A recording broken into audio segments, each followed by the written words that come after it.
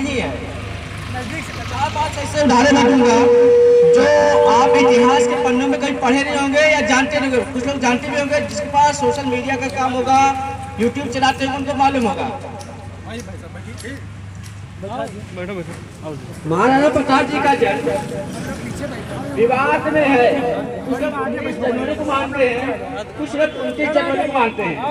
हम आज बना रहे हैं कि 19 को पुण्य तिथि है कि 29 को है, ये इतिहासकार जाने, किंतु हमको आज बनानी है।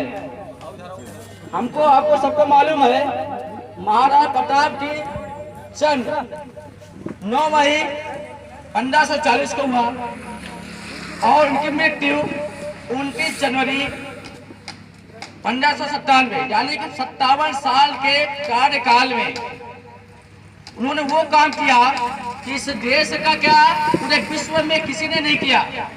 आज हम जिंदा हैं, आज हमारे देवता मंदिरों में सही सलामत हैं, तो महाराणा प्रताप, शिवाजी, कुंभाराव, कुंभलदेव, जैसे लोगों पर है। आज मैं ये खुले मन पे कहूंगा, थोड़ी सी विडंबना हमारे क्षत्रिय भाइयों में है, हमें एकता नहीं है। जब तक हमने एकता नहीं होगी, हम महाराणा प्रताप के सपनों को साकार नहीं कर पाएंगे। आप गिन के देख लीजिए, आज आपने इतना बड़ा कार्यक्रम किया है, सबसे बड़ा कार्यक्रम आपका है, लेकिन गिन के देख लीजिए कितने लोग आपके बीच में हैं, कितने क्षत्रिय भाई एक हैं। अब आप सोचे कि आपके सामने कौन लोग झुकेंगे, आप किसको झुकाना चाहते हैं। आज पूरे विश्व में किसी का, आपको मैं इतिहास की 4-5 जानकारी अभी दूंगा, लेकिन मैं हॉबर्सन, रेडियर्स, हुइयर्स लोगों ने कहा, अकबर ने स्वयं कहा था कि जब तक भारत वर्ष में क्षत्रिय हैं, राजपूत हैं, उसको कोई गुलाम नहीं बना सकता। आज हम सब में एकता की भावना आ जाए तो शायद अमेरिका, जापान, जर्मनी जैसे देश हमारे सामने सर झुकाएंगे। हमने वो जोश, हमें वो कर्तव्य पढ़ाना, तो शिवाजी ने, महाराणा प्रताप जी ने, शक्ति सिंह ने, अभी एक इतिहास बता दूं आपको, अभी याद आ गया शक्ति सिंह से। आप लोग को मालूम होगा महाराणा प्रताप के एक भाई थे शक्ति सिंह, उनकी पुत्री का नाम था बाई साहब किरण देवी। राणा प्रताप लखनऊ में मीना बाजार चलाते थे। आप लोगों को लखनऊ के आसपास से आपको मालूम होगा, वहाँ पे बाजार चलाते थे, वहाँ पे सिर्फ स्त्रियां जानती थी, तो उसका जाना वर्जित था। शाही संजोग से किरण बाई साहब घूमने के लिए गई बाजार में, तो आप लोग को मालूम होगा कि वहाँ पे अकबर नए नए भाई साहब को पे भवन मंगाता था महल में, और उनके साथ दुराचार करता था। उनकी नजर बाई साहब पे पड़ गई, मोह तो गया। उन्होंने कहा अपने चमचों से कि इनको हमें महल पे भेजिए। लेके गए। आपको याद बताओ, आपको गर्व की बात है कि आपकी बहन बेटी का बात है, किरण बाला ने छूने से मना कर दिया। अकबर को सर पे पटक के, जमीन पे पटक कर सीने पे खंजर रखता था, और खंजर के कहा, कमीने, आज के बाद तेरी हिम्मत हुई किसी बाई साहब पर आंख उठाने की, तो तेरी आंखें निकाल लूंगी मैं। हम उस खानदान के लोग हैं, उस खानदान के लोग हैं।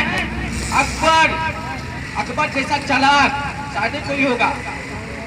शक्ति सिंह महाराणा प्रताप में अलग अलग हो गया, दोनों में भाईचारे में हटना हुआ।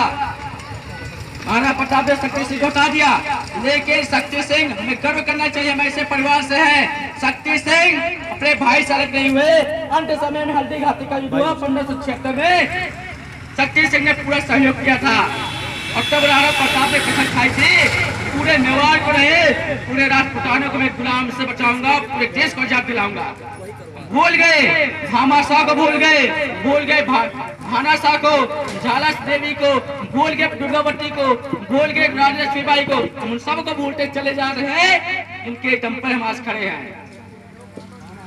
आप लोग का जिम्मेदारी है, आप लोग से एक रिक्वेस्ट है, प्रार्थना है कि प्रत्येक गांव में जहां ठाकुर हो, चाहे 1 घर हो, चाहे 10 घर हो, चाहे 15 घर हो, और सब पदाधिकारीगण 5-5 के ग्रुप में बट जाए, और प्रत्येक ग्राम सभा में क्षत्रियों से मिले और उनको एक करने का काम करें। जिस दिन आप ये काम पूरा कर लेंगे, मैं कहता हूँ भाई साहब, पूरे विश्व में राष्ट्रीय क्षत्रिय महासेना का डंका बजेगा।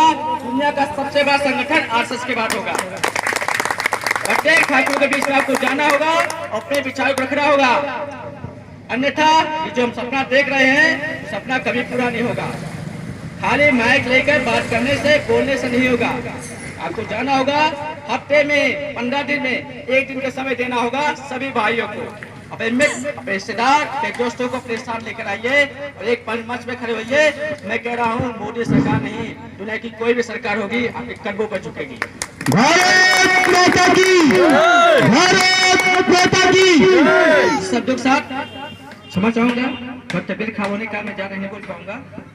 आदरणीय अध्यक्ष जी, अब आप मार्गदर्शन करें।